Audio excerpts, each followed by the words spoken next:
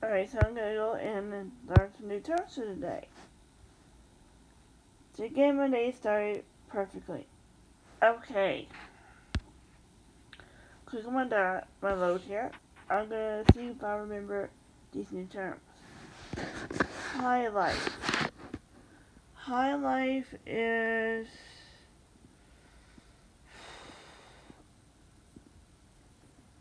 West African music combined evidently. Djembe. Djembe is a African skin drawn mentally with bare hands, dating back to Mali. African music, color response, polyrhythm, syncopation, and offbeat phasing cycle form.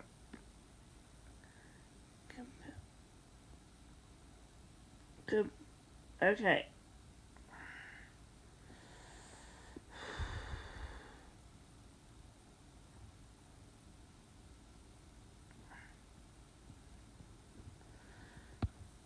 Okay, no, it's a type of Japanese system.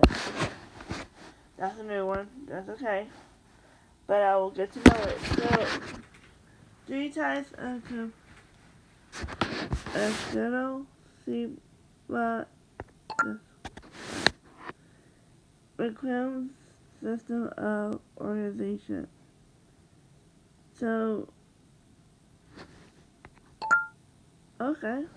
I know that one. But I do.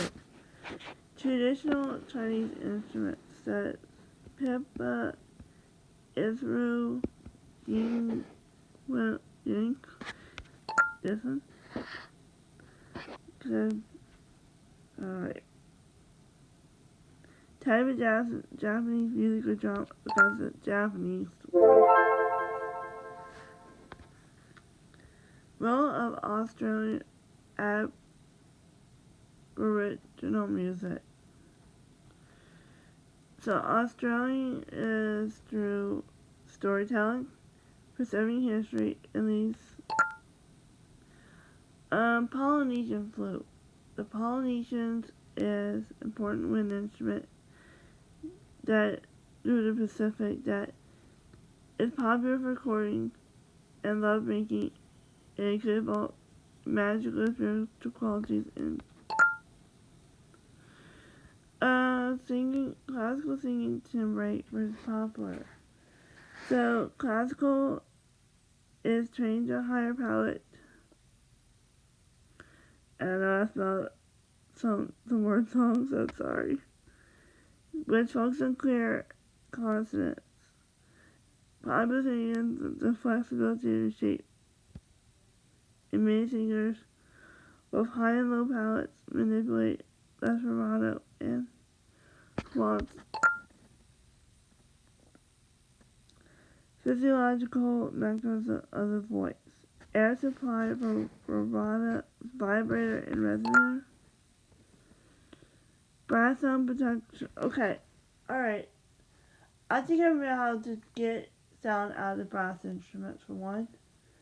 It's by buzzing through the mouthpieces. I think this is a way to making sure you're getting air quality is making sure that for brass instruments we had to work with the embouchure a little bit, and that alone should handle that answer. String sound.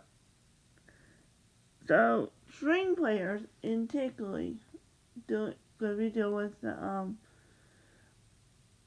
bow and the instrument itself and how you do it for vibrato, you do it pizzicato. Pizzicato is plucking strings. So that has to be the part is through the vibration of the strings on a body made of wood. Okay, woodwind sound production. How did I get the sound out of a wind instrument? Okay, this could go for a variety of things. Like for the flutes, if I remember in my method classes, we usually do the head joint and put the hand like one hand holding it, while the other hand's gonna be plucking that hole, like covering up.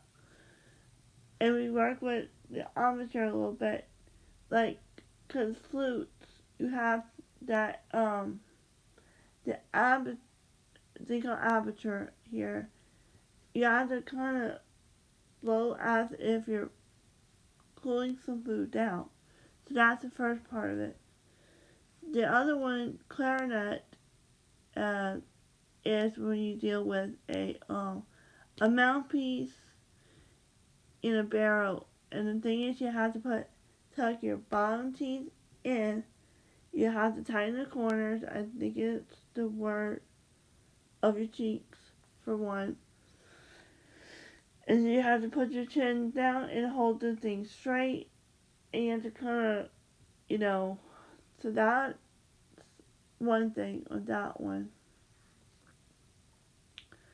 So the other one, the saxophones, that's the other wind instrument that you'll come across that's similar to clarinets, because you have the mouthpiece for one.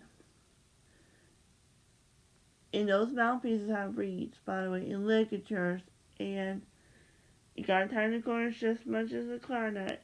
You have a barrel that we would usually use to get sound from the very first time.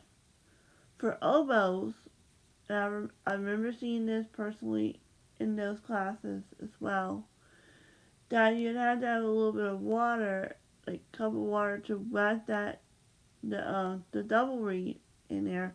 So the way all these guys have in common is through air vibrations in those tubes. So you're using a lot of air to do it. So there it is. Okay, I think I can answer you percussion, because I was a percussionist, and I want to say if I know this. Percussion. Okay, how do we get sound out of percussion instruments? We scrape them, we hit them that are shaped.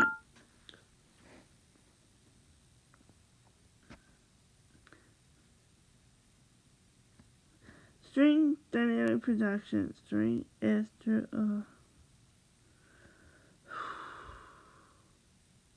speed and pressure. Brass dynamic production. Volume. Scale degree. Okay, scale degree. This is theory stuff. I know theory. So let's see if I can answer. Scale degrees indicates the notes that are in the scale.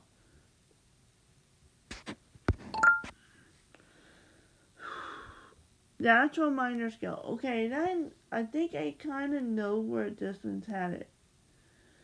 Let's see if I know natural minor. It's your typical minor scale. We have 3 of them in those terms. Natural minor, harmonic minor, and melodic minor. So the first one would be the typical minor, which it lowers the third, it lowers the sixth, it lowers the seventh. So that is typical. Okay, and now it just said what the first one was. The second one would be harmonic, which we're not at that question yet, but harmonic means I would have to keep my third and keep my seventh lowered automatically and raise the sixth, which raise side leading tone, which is what the answer was for that one. But this one is melodic. Melodic is you're going to have half of the scale is going to be minor and half is going to be major. So, because what I'm saying is the fact is, with the half being major, it has to be the raise the sixth and the leading tone to be the first part. But however, you got to make sure you go back down natural minor to finish it off. harmonic minor, and I think I just answered this one. Leading tone.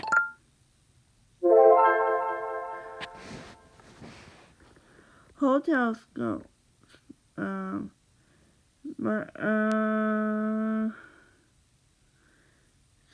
Six consecutive whole steps in the range of the octave. Chromatic scale, it uses all 12 pitches up and down that are divided. Tonal versus real answer. Real transposes the dominant note in the dominant key. Tonal is transport loosely in the dominant key, modified to maintain a harmonic congruency. Wow, this is crazy. It's crazy I can explain this stuff right in the back of my sleep.